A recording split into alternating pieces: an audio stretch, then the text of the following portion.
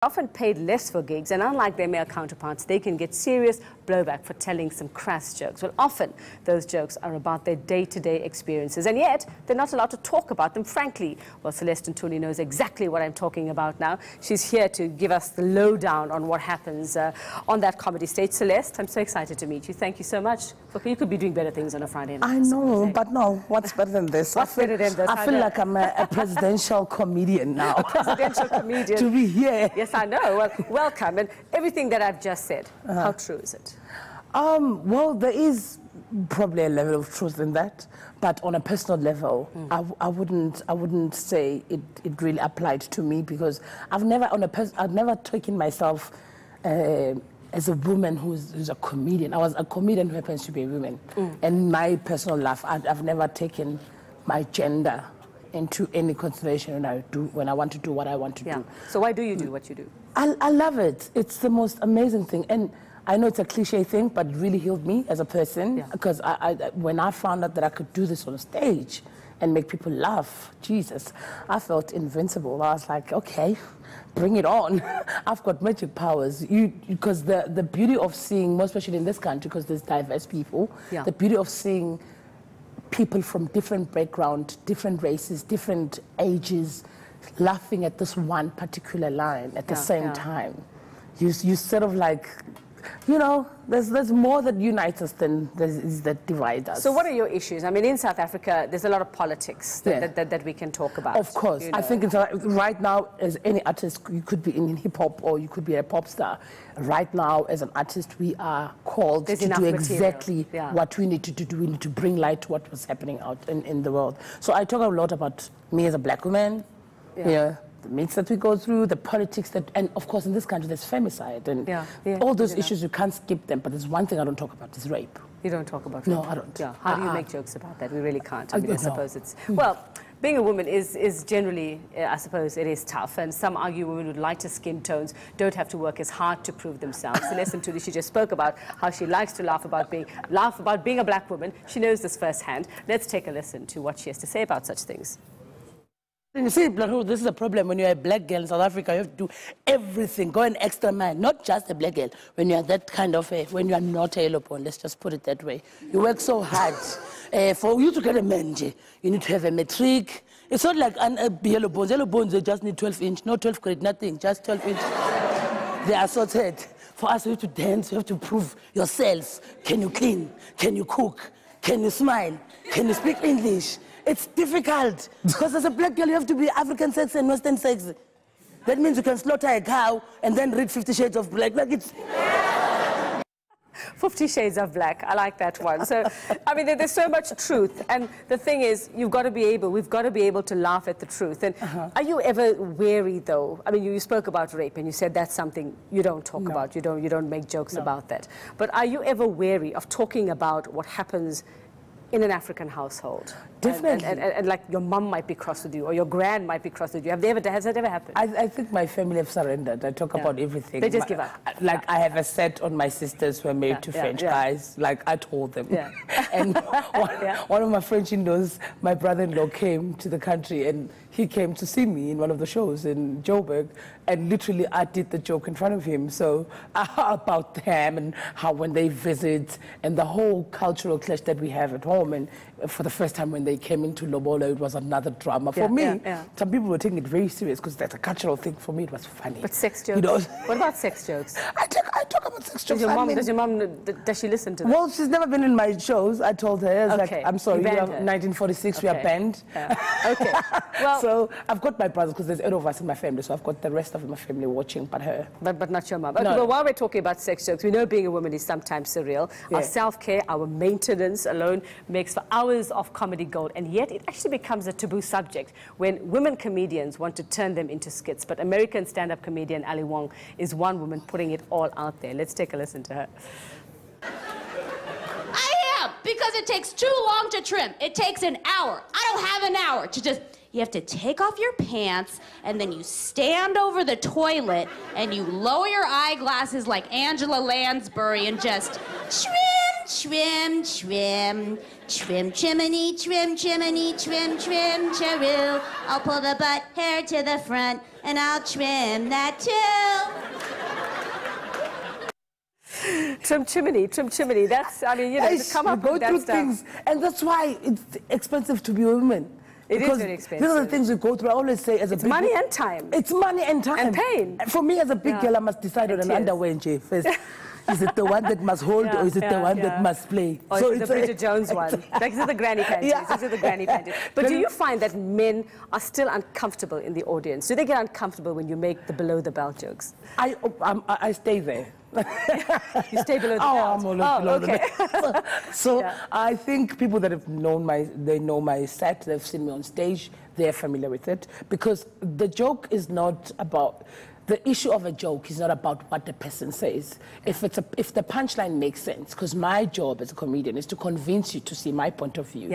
So once I do that, even if I talk about the most, well, I don't really go deep and dark or whatever, but I do talk about sex over the age. But on that level, would you? Yeah, I talk about. I'm 39. Things are changing. They're no longer where you used to be. You know, some things. So first some people had rivers and they're at Cape Town now. So I do talk about certain things that we go through as women, and some of them are very intimate. But you never feel like you're just opening yourself up, like you're so vulnerable and naked, literally. When that's a job of a comedian. And you got to be okay and this with is why I love this job, because it does not. No matter how they can't dress you up. They can't say, you look like a comedian, you are fit for it. You need to be funny. And for you to be funny, you need to be the subject. I start making fun of myself and my situation, then it's easier for when I talk about everyone else, people will know the intention is not to hurt, but the intention is to highlight and make funny. But have you ever had sort of a backlash? Has anyone ever come up to you and been really cross I was about at Blacks Only. And I did this show, of course, the Blacks Only show. I was performing in my set.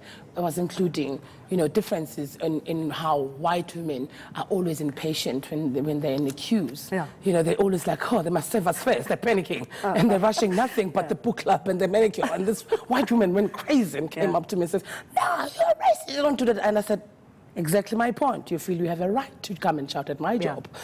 So that's other women. You know what I mean? And it was nice because the thing is, when she did that, she understood exactly my point of a joke, which made it funny. So people do come in, and people are not going to laugh.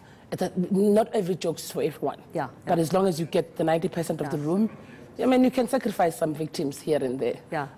Are you never scared, though, when you're sitting in church that lightning is going to strike? No, because I think another thing, I'm not one of those comedians that get on stage and talk about the audience. I have my set. I just come in, I greet, I do my thing. So you don't pick on the Indians in the audience? You could, though. Well, I love Indian people. No, you always, there's this one auntie, come on, talk about us now. I said, no. We don't all talk about you. And I'm not going to say Kari. I'm from Devon. Are you from Devon? I'm from Devon. Already, from the North Coast. I'm from the North Coast. Don't you miss the Kari? Jesus. I don't miss it. I know, I'm Zulu. I miss it. Oh, you're okay. Okay. It's in your house. So how much of what you say just comes to you when you're on that stage? How much do you plan, and how much just comes to you while you're there? I think should I say this? It's right there that it just comes out. There's a lot that does. There's a lot that comes out on the night, and I'm sure it's not only me. I think we prepare 100%, but that 100% becomes 60%. Because you never know. And your material is always swayed by the audience. If I come in, there was a Blacks Only comedy show that I did, and it was in Durban, and I assumed. But only blacks could come, or only blacks on stage? I assumed it was the first one. I assumed it was Zulus. And I had pegged the Zulu set. And then David Cow came on stage and said, well, Indians here, coloureds here, white people. And we're black people too. Damn. Okay, that means I must change.